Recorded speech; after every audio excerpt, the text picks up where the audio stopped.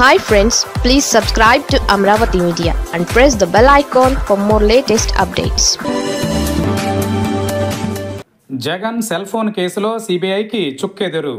ఏపీలో వైసీపీ అధినేత మాజీ ముఖ్యమంత్రి YS Jagan cell phone number వివాదంలో కీలక మలుపు చోటు చేసుకుంది.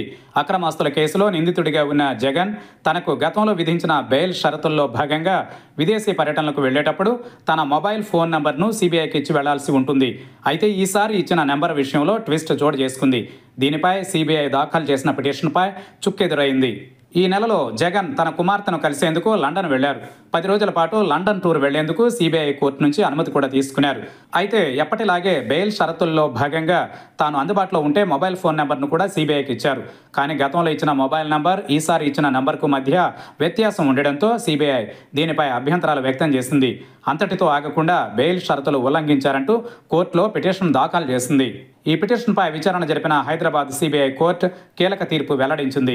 లండన్ పర్యటనలో ఉన్న సమయంలో 3 సార్లు జగన్కి కాల్ చేసినా నెంబర్ పనిచేయలేదని సిబిఐ ఈ పిటిషన్లో పేర్కొంది. ఉద్దేశపూర్వకంగానే పనిచేయని నెంబర్ ఇచ్చారని సిబిఐ వాదనలు వినిపించింది. జగన్ లాయర్లు మాత్రం జగన్ టూర్ కూడా పూర్తయిందని, ఆయన తిరిగి వచ్చేశారని కోర్టుకు తెలిపారు. దీంతో వాదనలు పూర్తి చేసిన సిబిఐ కోర్టు సిబిఐ వేసిన పిటిషన్ను కొట్టివేస్తూ నిర్ణయం తీసుకుంది. ఈ నేపథ్యంలో జగన్కు ఊరట లభించినట్లయింది.